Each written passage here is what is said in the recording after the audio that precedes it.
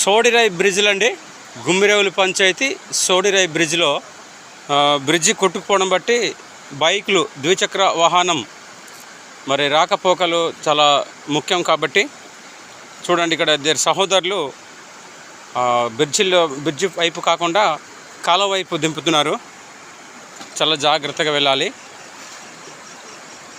చూస్తున్నాం, ఏమాత్రం మధ్య గాడిలో ఆగితే సైలెన్సర్ వైపు వాటర్ దొరికిపోద్ది, ఇంజిన్లోకి 10,000 రూపాయలు ఖర్చు అవుద్ది. కనుక మరి సెల్ఫ్ లేని బండి అయితే కొద్దిగా ఇబ్బందే. కనుక ఇది చూస్తున్నాం, చాలా ఇబ్బందికరమే ఉంది.